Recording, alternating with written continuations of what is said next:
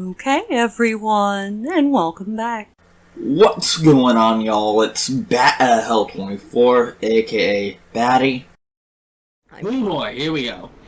I'm so fucking ready. And please, Wretched Team, please tell me that you left this dialogue intact. I kick off my school clothes and toss them into the corner. I'll wash and iron them later. I donned the clothes I prepared yesterday. Black hoodie, jeans, shirt, shoes. Bandana too, but I shouldn't need that. Christ, I look like a home invader. Isn't that exactly what I'm doing? They left it the same! I take a deep breath. Here's hoping this isn't a complete disaster. I've been messaging her since I got back home with no answer. A part of me thinks I should call her all, but I can't let her stay there. All questions of doubts are pushed to the back of my mind. Her safety is my only concern right now. God knows I've not been very lucky lately, but I'll just have to make do with what I have and hope things go well. Taking a breath. Here we go! I message Natsuki of my departure and I head out the door. Here we fucking go. The bus was oddly silent this evening. Good enough for me, I suppose. Less people to see me. I feel like I'm committing a crime. Yeah. I should focus on my treatment for now. Like, it would be one thing if she were over 18, but she's not, so technically you fucking are! I rest my face in my palms. With all that's happened in the past couple of days, I've needed a moment like this. Heh. I guess it'll be calm before the storm, wouldn't it? Well, considering that my best friend was almost killing us all, was still before the storm. In hindsight, that train of thought doesn't exactly inspire confidence. That, plus the added worry of whether or not Natsuki's gonna be alright after all this. I shake at the thought. I shouldn't worry about that right now. I'll have to focus on how to get her out of that place. As if I'm you, the bus arrives right where I need to get off. Just at the bottom of the street Natsuki lives in. I sigh. I press the stop button and wait until the doors open. A sense of dread washes over me as the door creaks open. Well, it's now or never. Cold breeze greets as we had to step out of the bus. I look around my surroundings. The street's dimly lit and there's no one in sight. These are the perfect conditions to remain unseen. Maybe luck really is on my side after all. This is the place. I shiver. I can't believe I'm actually doing this. I must be crazy. I sigh. I get close to the house and look out the windows to see if anyone's inside. Nothing. I take a look at the front door, and then my eyes are drawn towards a car parked out front. It must be his. It's old, but the design hints that it's worth a substantial amount. At least, as far as I can tell. I've never been very interested in cars. But that doesn't matter. Now all I know is I have another thing to worry about. I quickly pull up my phone and give her a call. Just as I dial out, something pulls around my foot. I peer down to take a look, and I see what is undoubtedly her phone. Or was. I hear the music. Yeah, the music just kicked in. Yep. I flipped the phone over a cracked span across the screen.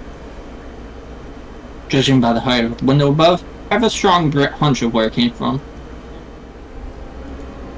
Shit. But why? This must have some twisted penance to her attendance at the club today, most likely. And the broken phone rings yet another issue. How am I supposed to get Natsuki's attention without also alerting her father? Seems impossible when my mind persists to try and think of a solution. I look down to see how a pebble is scattered over the concrete pavement. I could always just throw one through the window to try and get her attention. I pick up the pebble, but hesitate more going for a throw. I shouldn't really be having second thoughts like this. I mean, her dad may well end up hearing the pebble hit the window. What's even worse is that this could be his room we're about to hit Chuck level at. But I don't think we have many options here. The hell with it. I have to try. I take a deep breath. I just have to be careful. I throw it with enough force to make a loud bang. Too loud. Nothing. Crap, I thought that was gonna do at least something. As soon as we begin to doubt this is gonna work, I see some movement from behind the curtains. Before I even have a chance to think about it, the window swings open, and all my attention melts away. It's Natsuki. Oh, I love this CG. It's such a good CG. I can just barely see her, but under this dash anyway. She speaks in a whisper that's still loud enough for me to barely hear. Psst. What the hell do you think you're doing? I'm doing what we planned. No, really? Because I don't remember planning for you to chuck shit at my window. She looks away for a moment. You could have woken my dad up. I didn't really have another way. Sorry. Whatever. You're here now. We just need to be really careful about this. Let's get you up here. Bring your stuff, right? No. Yeah. I can't lift it by myself. I need your help. What? Shh. I had to pack a lot of shit in there. So just get up here and help me. How? Give me a sec. Natsuki disappears out of view for 2, maybe 3 agonizing minutes. When she returns, she's carrying 2 large layers of cloth bound together at the middle. She launches one out the window and starts tying the other to the window railing. Natsuki, I don't think that's gonna work. We can't use the stairs. They creak a ton. And I haven't got any better ideas. I nod. Okay. Just give me a second. Here we go.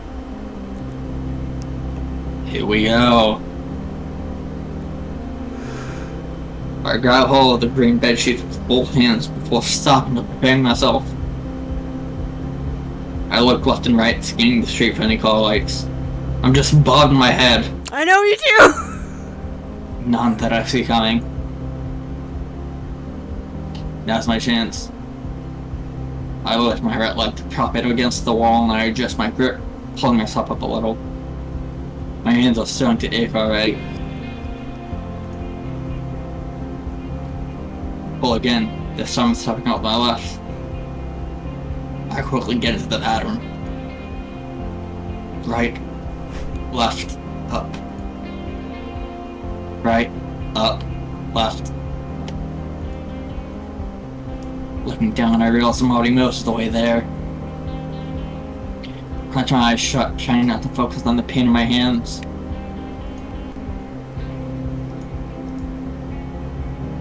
After a couple more tugs, I reach the top. Now I have to get over the railing.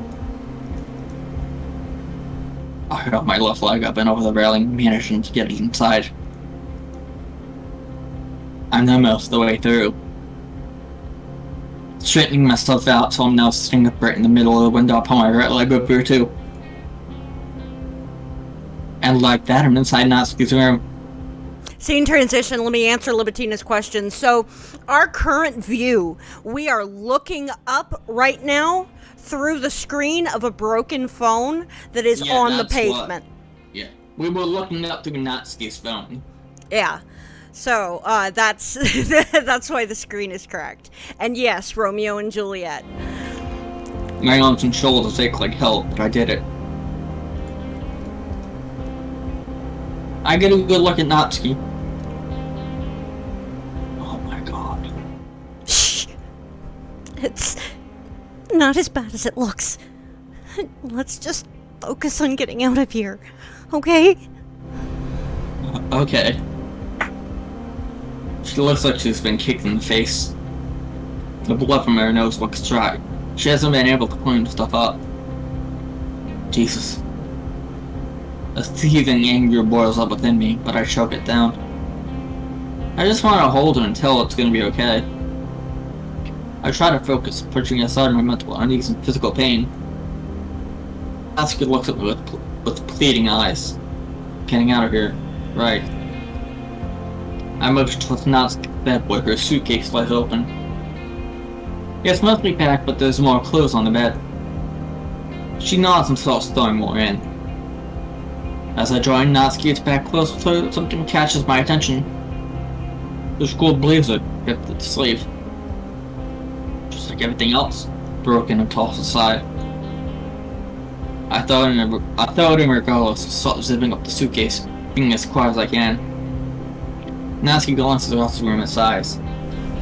I like how they probably get the song set up to loop in parts. Say what?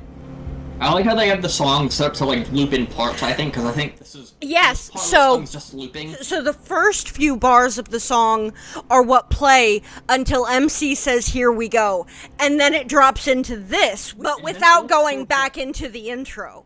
Yeah, no, fucking epic. She gives me a thumbs up. I nod and peer at the window. Her bag is light, and that's a long way down. My shoulders hurt just thinking about it. I look at that, then down to the ground. She frowns for a moment, and quickly picks up a bed pillow, tossing it out the window. It's a sizable one, too. Oh. Nat, you genius. I push the dagger and sill, looking for the pillow. Not too far on the sidewalk. If it lands in the concrete, I don't think about it. I take a second to aim and drop it. It seems to fall in slow motion. Well, at least that's how it feels. But it lands on the pillow. I breathe a sigh of relief. I motion Natsuki to go. She looks worried, walks over and grips the makeshift bedsheet rope. She takes the last look at her room and her eyes water up. I felt terrible. She has to leave everything in here. But it's for the best. She nods and descends. I keep a hand on the bedsheet for safety. I make a sword before I feel a tug. She's near it. At the window. Car. I dug back into the window so you can take her behind the wall. It comes closer.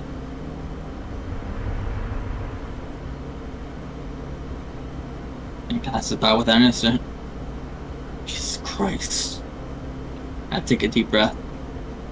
Back to amateur appling.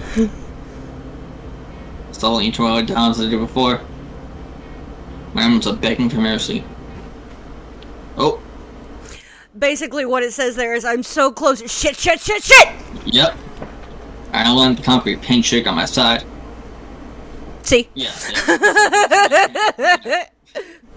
The green bedsheet rope paws on top of me. It seems like it can loose. Natsuki gasps. Pat! Are you okay? Yeah, I'm good. Natsuki ousting off, grabbing the bedsheet and the pillow. No sense of leaving more traces, I suppose. Come on, we need to go. I'll pick up her bag and sprint towards the bus stop. As I move further down the street, I can help but notice a lot of heaving behind me. I look back, and sure enough, Natsuki's struggling to keep up with my pace. We're both in pretty rough shape. I'm really sure she's with me though. We made it to the side of the house before I stopped and catch my breath. We can walk the rest of the way. I think we'll be alright. Natsuki takes a couple of deep breaths and shots before speaking. Okay. Her words breathes out as the breathing settles. She's been through so much today. I feel awful about her leaving the things behind. But she didn't have much choice. At least the hard part's over with. She's safe. Come on, I think I know the way back to my place in here. Will it take long? About half an hour. Oh, alright. it actually takes us nearly an hour to get back home. Ouch.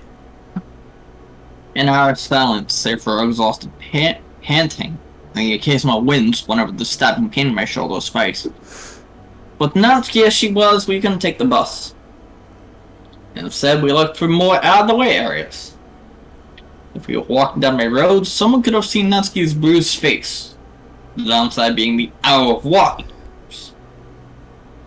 Thankfully, we're nearly there. It's just a bit down the road. Yeah, I remember. Finally, I recognized the familiar view of my house. I fumbled with my keys for a moment before I frantically unlocked the door. I let Natsuki through. She's safe. We're safe. I set down Natsuki's suitcase while the door gently closes behind me. The motion makes me wince as a stinging pain in my shoulder sets in. Bat, you okay? Yeah, it's just my arms a little. I'm sorry, Bat. Don't worry about me. Nah, I'm fine. Besides, we should probably focus on moving this stuff in. He nods and wheels her suitcase down the hall before stopping. Where do I? The room's upstairs, first door on the left. Give me a second.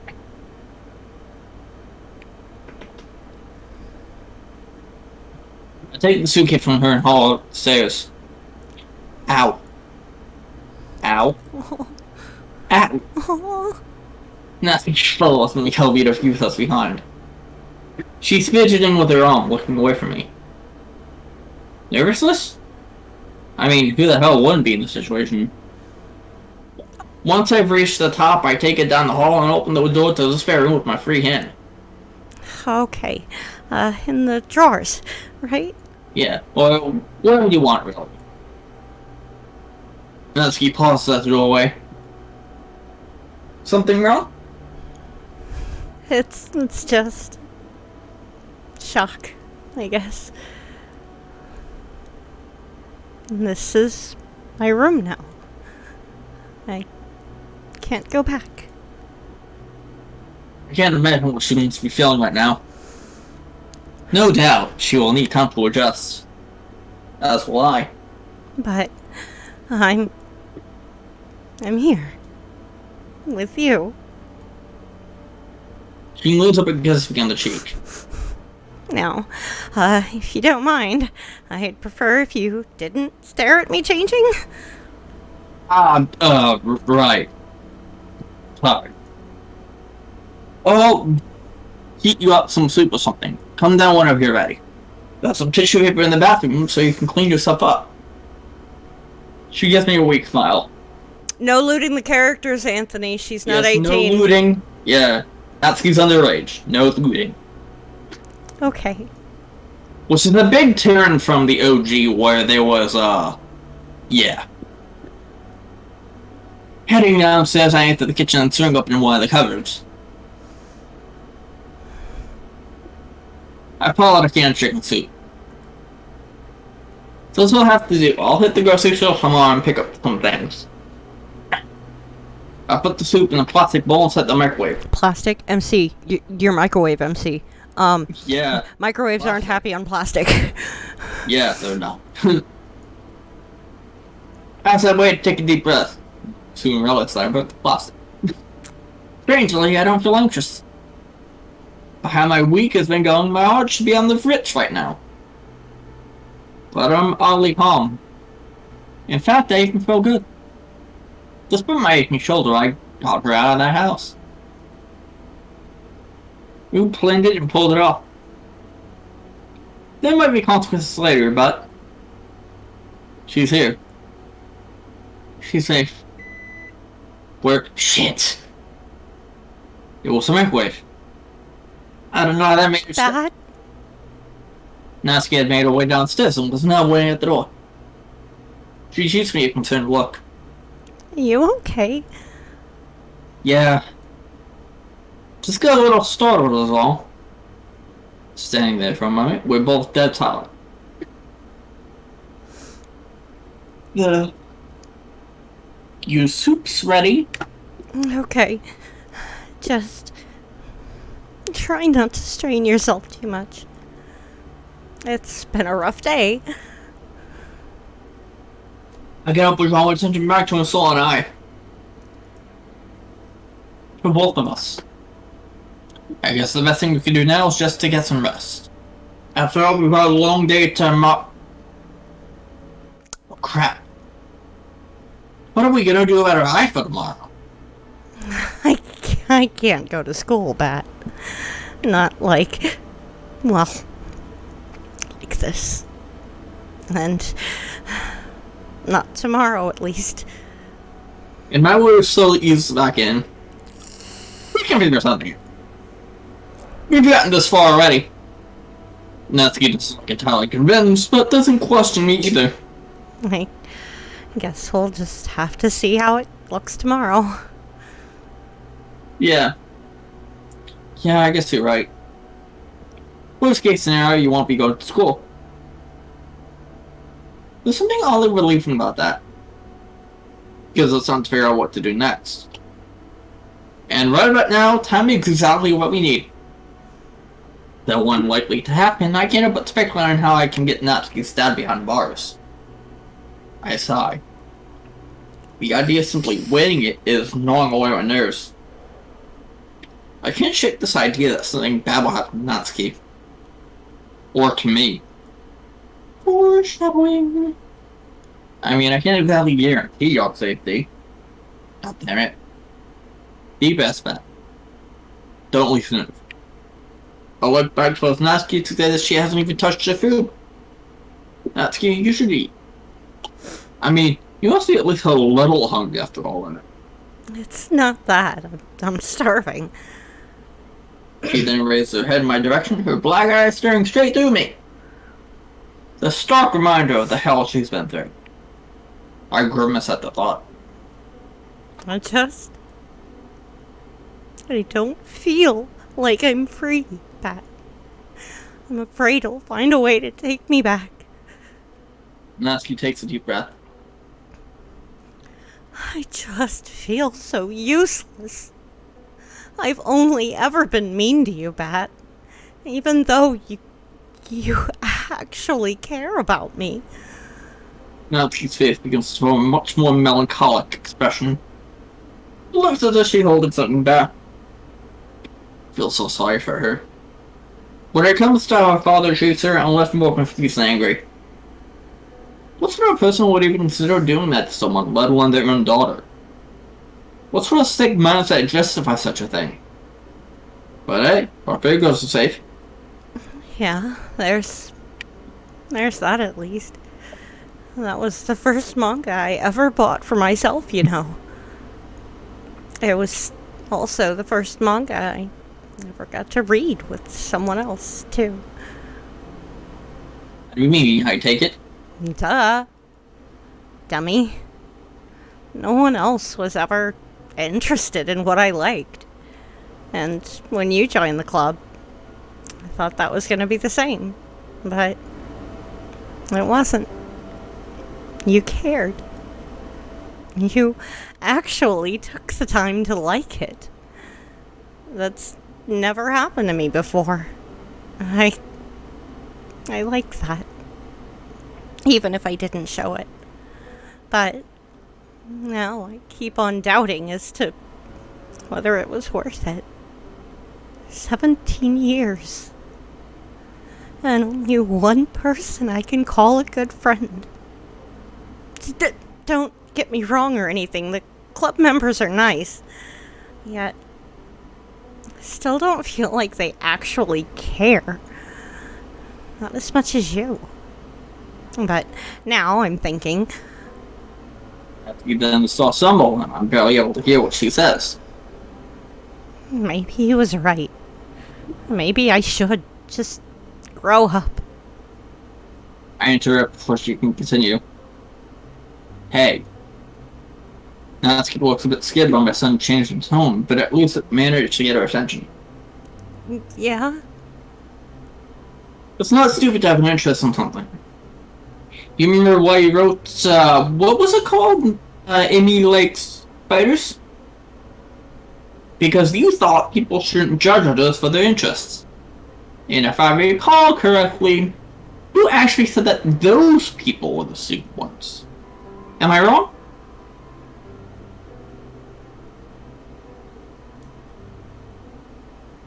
So? A sigh escapes me. You're a good person, Natsuki. And you have a unique perspective on things. It's why you and I get along. An awkward silence permeates the room. Did I upset her? I certainly hope not. Should I try to say anything? Natsuki gives me a light shove. Dummy. Eh? You used my own poem. I can't get through the line.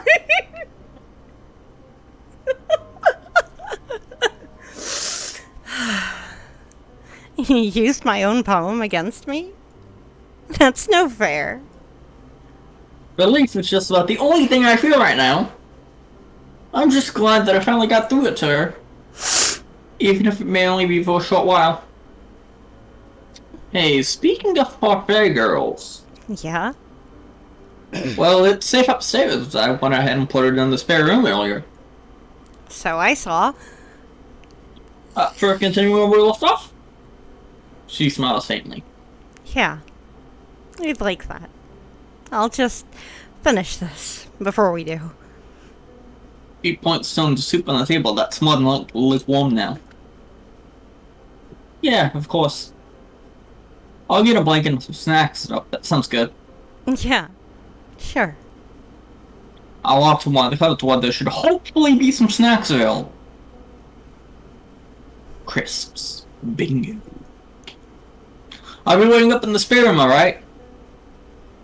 Natsuki takes a seat at the table and grabs a spoon. Okay. I'll be there in a minute. I'll walk up the stairs and head towards the spare room, reflecting on the past couple of days. All the stress that has accumulated in me has drained. Despite my fatigue, I love nothing more than to stay up and be with Natsuki. We could use a distract to ease our minds. I enter the room and begin to get everything set up. With everything in its right place. Hey! Yep, that. See what you did there. And the blanket laid over me. I sit down on the sofa and wait for Natsuki to arrive. The blanket is large enough to wrap around us both, thankfully, so things probably won't be too awkward for us. This gives me time to breathe a little, which I'm grateful for. I grab the Parfait Girl's volume and begin to stare at the cover. I let out a wet chuckle remembering when I first really got to talk to her.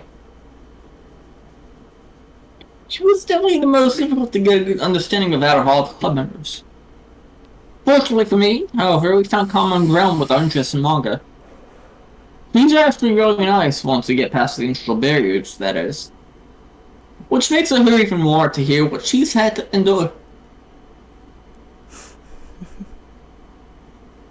Finished one reconciliation, and I lay the volume manga beside me, closing my eyes and I'm blind for the first time in days. Recollection. Yet, before I know it, I hear the door creak open and a faint giggle emanating from the doorway. You look comfy. I just had to play on with a more joyful attitude. While I certainly feel comfortable.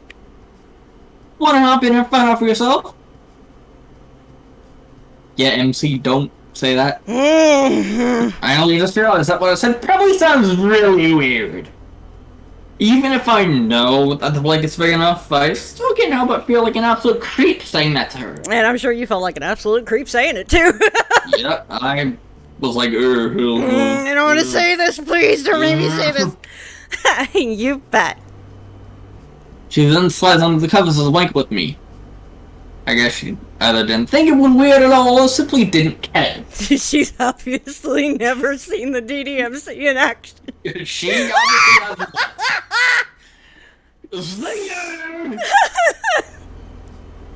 Either way, I feel more at ease around her, even if it's only for the time being.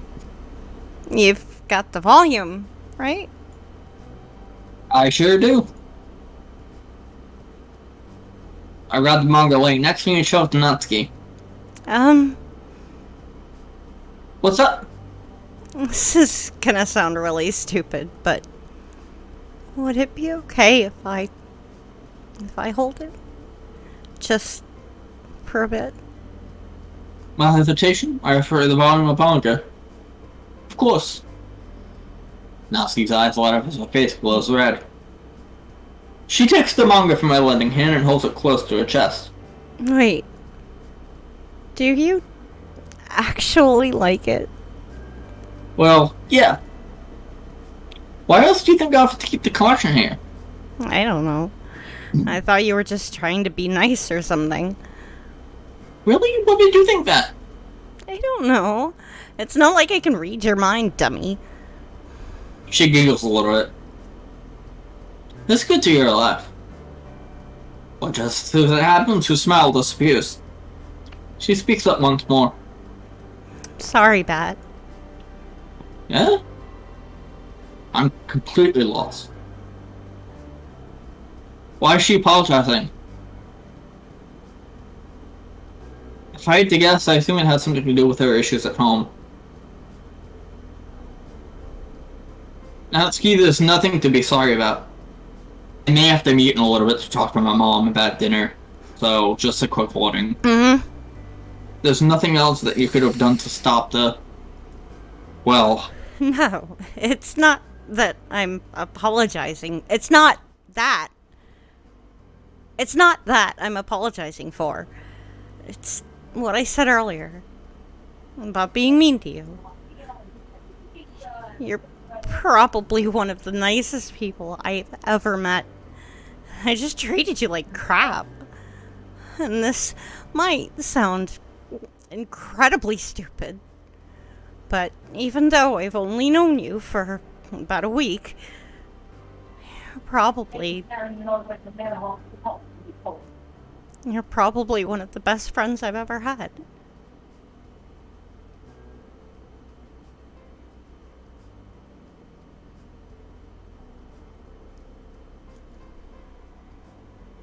Hang tight.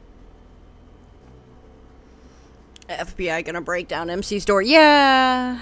Sorry I had to meet for a little bit. No, you're solid. No worries. She places the book down once more and suddenly pulls me into an embrace, burying her face on my chest. So, thanks, Bat. Again. I wrap my arms around her, returning her hug. Neither of us exchanged a single word as the peaceful silence fills the room. Several minutes pass in an instant with Natsuki in my arms, but eventually she lets go and walks away. Oh, sorry about that. I just needed to get that off my chest, I guess. Bye, Natsuki. And, I'm glad to know that I mean that much to you. Her face practically glows red after I hear that. So, I guess we should actually read Parfait Girls now. Yeah, I'd like that. Natsuki retrieves the second volume and eagerly opens it to the first page.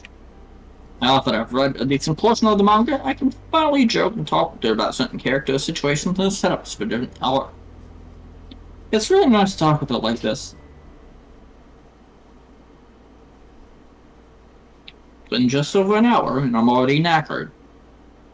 I set the second volume down and turned to Natsuki. Hey, you wanna go out tonight? Natsuki looks softly and speaks groggily. Yeah. We get up from the sofa and proceed to tidy things up. Hey, do you want to tell the room so it should be more comfortable? Nah, I think I've got it from here.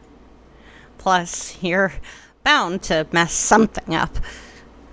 Hey, what happened to you being nice? Dummy, I never said anything about me being nice. I apologized for being mean. I shake my head and sigh in an over-exaggerated fashion. Whatever you say, Nat. Anyway, I guess it's a good night then? Yeah. See you tomorrow, Bat. You too. Rest well. I close the door to the spare room and stagger my way towards the bathroom. Exhausted as all hell, I jumped in my bed. Unfortunately, even when I try to go to sleep, I can only go under what happened to Natsuki. When it comes to safety, I can only hope that everything will work out. That no one will absent sorrow. I hope that her father will face justice he rightfully deserves. I hope she can find a happier life free from abuse. I hope.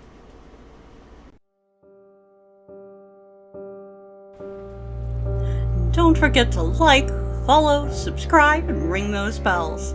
That's all I have for today. Thanks for listening. Bye-bye, everyone.